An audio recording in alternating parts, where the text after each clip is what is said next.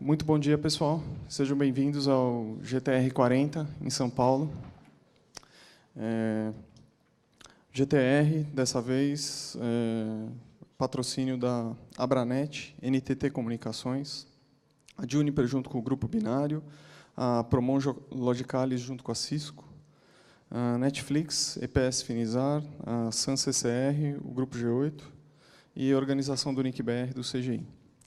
Bom, sejam muito bem-vindos aqui a São Paulo, mais uma reunião do GTR, do Grupo Trabalho em Engenharia de Redes. A gente vai ter material aqui falando sobre algumas melhorias da rede no país, o que está acontecendo. E, no final do evento, na verdade, amanhã, durante o GTS, a gente já vai anunciar o GTR 41, GTS 27. Aguardem, no final do dia, amanhã, a gente já tem um anúncio aí do próximo, o local do próximo evento.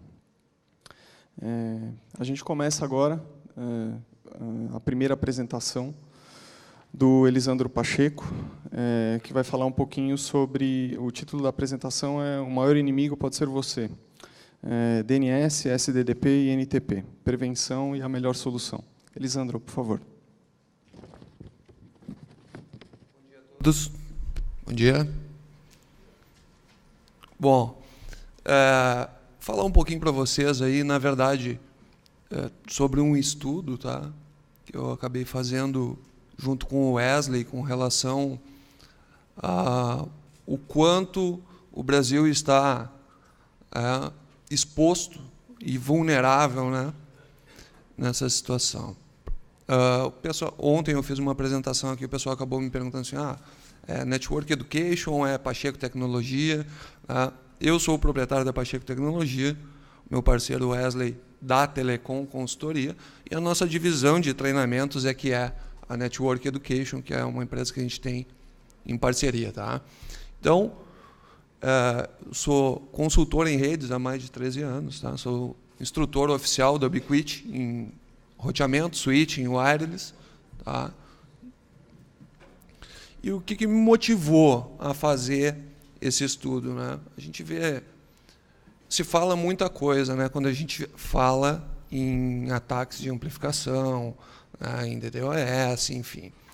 Se vê desde quem não entende de verdade como aquilo ali está acontecendo, até empresas aí que, né, acabam vendendo um serviço, aí tu diz que não precisa, depois, no outro dia, tu está tomando um belo de um ataque aí. Tá?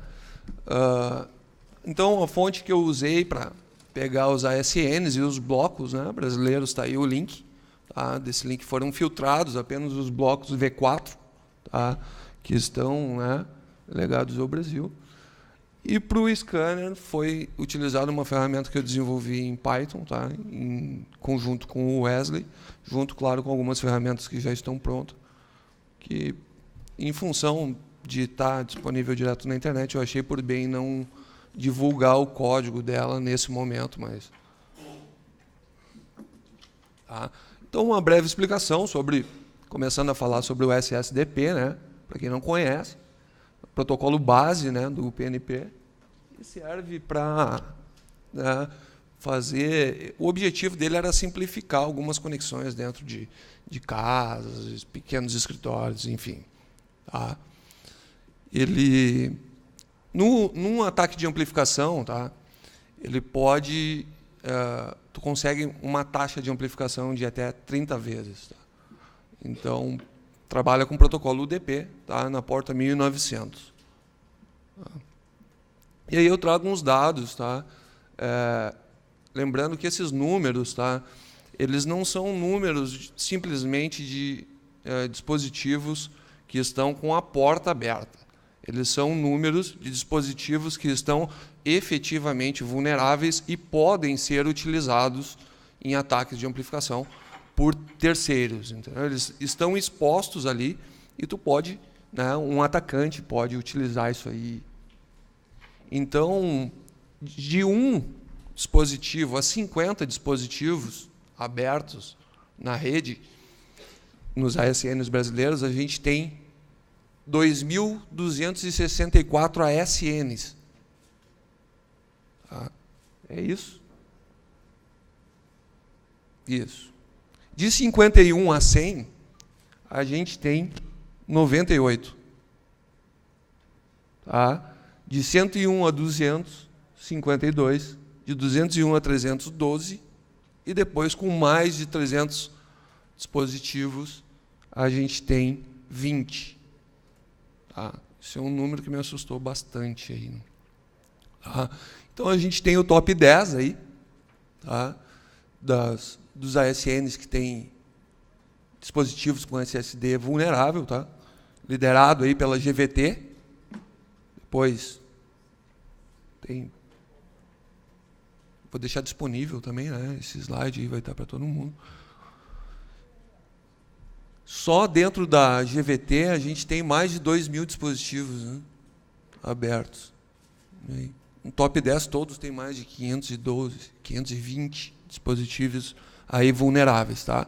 Depois a gente tem o top 20, onde aparecem outros nomes que até não... Alguns eu até fiquei surpreso, em função da comparação do tamanho das redes, né, com as grandes, né, porque até se espera assim, de grandes, em função de dispositivos de clientes, enfim, que seja um número maior mesmo. Hein, mas tem alguns ASNs aí que tem uma rede menor com um número já expressivo, né, tanto que está aí no top 20. Tá? Então, claro que quando eu falo em prevenção, eu não estou falando de como solucionar o problema, principalmente porque se o tráfego chegou em ti, né, não tem muita escapatória. Né? Então, tu vai depender do teu operador ou de ter suporte, né, de ter capacidade de segurar isso, ou então vai ter que procurar alguma outra empresa. E geralmente o pessoal faz um túnel aí com, né, com uma operadora ou com um router que está fora e passa esse tráfego do BGP para o outro lado para aguentar essa carga. Tá? Então, mais bloquear, né, o encaminhamento da porta em direção ao seu cliente já é uma forma de... O primeiro passo, né? O primeiro passo para se evitar essa exposição toda. Tá? Evitar o ataque, é óbvio que não evita, né? Mas já é um grande caminho. E eu estou falando do básico aqui, mais para frente a gente vai ver, quando eu falar a respeito de DNS, o quão básico, algumas atitudes básicas pode minimizar isso numa grande escala aí nos ASNs brasileiros. Tá? O NTP também, né? Conhecido de todo mundo aí, tem um poder de amplificação maior já, né? Até 556 vezes, né? Utiliza também o protocolo UDP e porta 123, tá? Assim como nos outros, tá? A gente tem aí de 1 a 50 dispositivos abertos, a gente tem um número bem expressivo de ASNs e tem, né, também bastante com 51 a 100, 101 a 200, tá? Um número bem complicado. Tem também o top 10, tá? De novo, né? A GVT aí encabeçando a lista. Também tem alguns... Aqui, o que está entre parênteses é o site que estava referenciado lá no ASN. Tá? Então, alguns estão como Claro SA ali, e aí referencia para a Embratel. Eu creio que seja ASNs que foram comprados de empresas, enfim. E no top 20 também, né, alguns nomes de ASNs que geralmente a gente não via grande referência assim, nos ataques. Né? Prevenção também, né, alguns inputs, né, indesejados nos teus servidores NTP, né, permitir para dentro das suas próprias redes e não deixar isso exposto, né, para fora. E mesma coisa, né, forward, com destino à porta 123, UDP para os seus clientes. Já alivia. Né. Tem formas melhores, tem formas específicas de fazer isso. Tem 2 links ali que falam bem mais sobre isso. Tá? A questão que a gente tinha noção de o quanto, né, era problemático a questão de DNS aberto, né? E a gente viu o quanto é comum esse ataque, né, de amplificação utilizando o DNS, apesar dele não ter um poder de amplificação tão grande comparado ao NTP, né? Eu botei ali de 28 a 54, mas em alguns casos, tá, o poder de amplificação ele é maior, tá? Mas, né, documentado, a gente tem isso aí entre 28 e 54, tá? Mesma coisa, né, para resolução porta 53 UDP, tá? A gente tem números também bem expressivos, tá? A gente tem aí o top 10 de mesma coisa, embaixo o número de ASNs, o número de dispositivos abertos e em cima o número de ASNs por cada um. Top 10, tá, de DNS aberto. Telefônica, né, vem.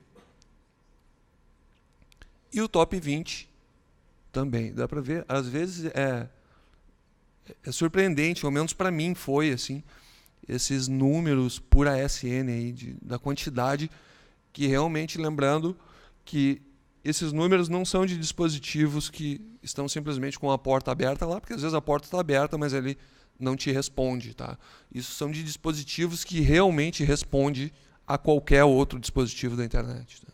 E, portanto, né, pode ser utilizado aí em ataques de amplificação, tá? Mesma coisa do DNS, né?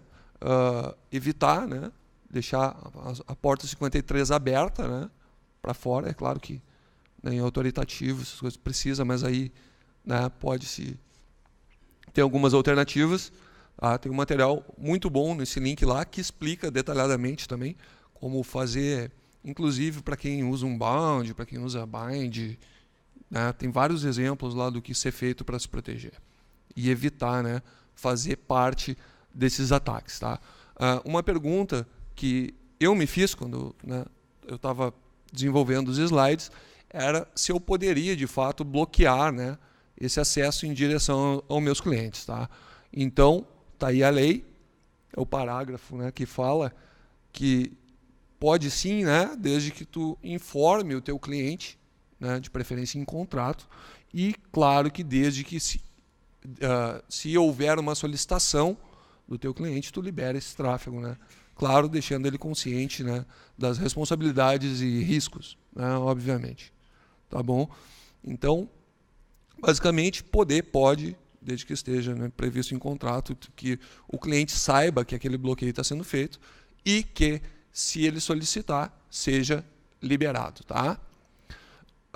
Uma outra informação importante é que, como curiosidade dos ASNs, alguns até que eu conheço, de provedores ISP menores, eu passei em um outro scan, né? Até esses scans acabaram me gerando um problema com o meu provedor lá, que acabou achando que eu estava atacando todo mundo, veio, né, o e-mail do pessoal lá do Abuse e tal. 93% dos dispositivos que estão com DNS aberto na rede dos pequenos ASNs rodam Router OS. São dispositivos MikroTik. Tá? Isso foi, né, veio através de um scan em alguns ASNs. Tá? E a primeira coisa que eu me perguntei depois disso foi se a culpa era da MikroTik, porque, né, é muito dispositivo com Router OS aberto. Muito. Tá? E aí eu fui ver lá, né, que a opção que permite, né, no MikroTik requisições de outros dispositivos a ele é essa aqui, né? Ele não tem aqui nenhuma configuração de limite, né, para restringir quem pode ou não acessar. Mas, enfim, o fato é que a documentação deixa bem clara, tá? A documentação oficial, que, por padrão, essa opção ela não vem marcada. Ou seja, esses dispositivos que estão abertos foi porque alguém foi lá e clicou e habilitou, né, aquela opção para permitir que essas requisições fossem liberadas, tá? Ou que qualquer um pudesse fazer. Tá?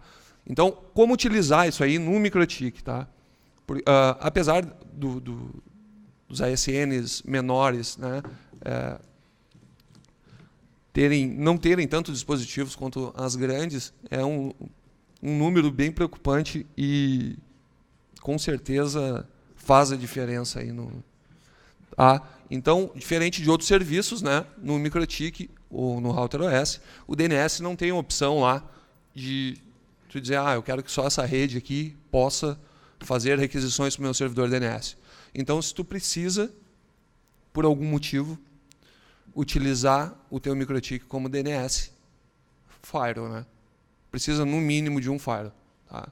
Eu vejo, às vezes, pequenos provedores que não têm firewall nem lá no core dele, né? Quanto mais para um DNS.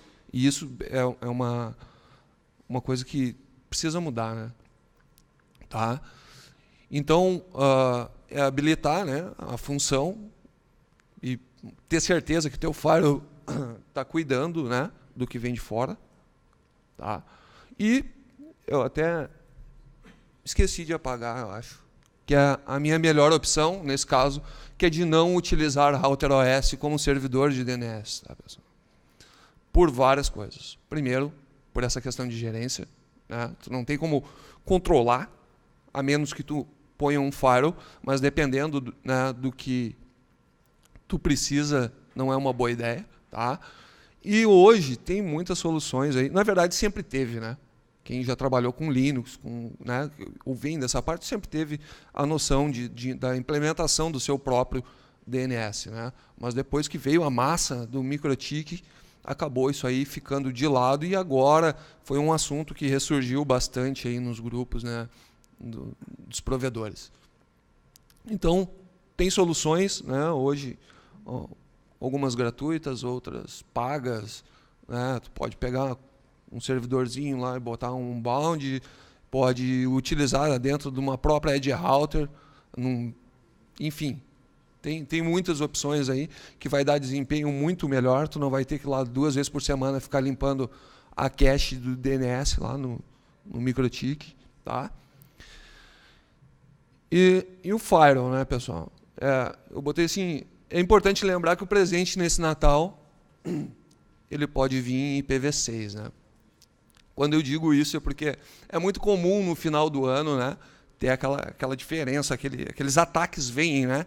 Vem, e às vezes o pessoal põe lá um firewall IPv4 e diz, pô, agora meu firewall está show de bola. Aí ele está com o IPv6 habilitado, né, tem conectividade IPv6, e tu vai olhar o firewall IPv6, lá não tem uma linha sequer. Então, assim, é claro que é muito mais difícil e demorado um scan pela quantidade de endereços, né, num bloco IPv6, ou em um ASN que seja, com um bloco /32, um scan, isso aí demoraria, né, bastante. Tá? Mas não ignorem firewall IPv6. Tá? Até porque, na grande maioria dos pequenos provedores, quando tem o bloco, eles começam a utilizar os primeiros. Né? Então, pela lógica, né, seria escanear. Quem fosse procurar isso em IPv6 seria escanear os primeiros blocos, né? E já teria algum resultado. Tá? Então, a gente tem a visão geral, tá, dos ASNs brasileiros, comparado o que tem aberto em SSDP, em DNS, em NTP. Tá? DNS aí faz a frente. Né? São muitos dispositivos mesmo. E o top 20, né, só fazendo uma comparação aí com SSDP. Nessa comparação, eu utilizei como parâmetro como se cada dispositivo desse tivesse apenas 1 megabit, né, megabit de internet, de upload. Tá? Então, pegando cada dispositivo vulnerável, considerando que ele tem 1 mega de upload, só a GVT aí conseguiria gerar um tráfego de mais de 60 GB. Tá? E aí tem muitos outros aí que... Então é bem expressivo, assim, isso na questão do SSDP. Tá? A gente tem o mesmo para o DNS, tá? Com a Telefônica, aí, 2 ASNs dela encabeçando a lista. né, com mais aí de 300 GB. Tá? Se, claro, né, fosse utilizar todos esses que estão abertos em um ataque, considerando que cada um tem apenas 1 MB de upload. Tá? O que hoje, né, a maioria tem mais. Então, esse número vai para o espaço. Né? Pegando apenas um ASN aí, vulnerável, tá? E com um cliente que tem aí, um atacante que tenha 5 MB de upload, consegue fazer um estrago bacana já aí em quem não tem como se defender ou não tem capacidade de suportar tudo isso. Claro, eu não estou dizendo que esses ASNs têm isso de tráfego, né? ou de capacidade de link mesmo para gerar um ataque desse tamanho. Né? Mas isso seria o poder, né, que os dispositivos que estão abertos dentro do ASN deles poderiam gerar. Tá? A gente tem alguns aí que também me surpreendeu mesmo assim, na questão de abertos. Tá? Então, se a gente for ver de forma geral qual seria, com esses 3, né, o poder total de um ataque, a gente passa aí de 47 terabits. Tá? Então, deixo meus agradecimentos aqui, sempre ao meu amigo Rubens, que eu não me canso de dizer que é uma pessoa que eu tenho uma admiração muito grande, ao meu parceiro Wesley Correia e a oportunidade, né, a Unique, a GTR e a todo o pessoal. Então, não sei quanto tempo a gente tem ainda, mas... Tem tempo ainda. Algum tempinho. Não tem? Tem. Tem? Então, se alguém tiver alguma Perguntas dúvida... para o Elisandro? Algum comentário?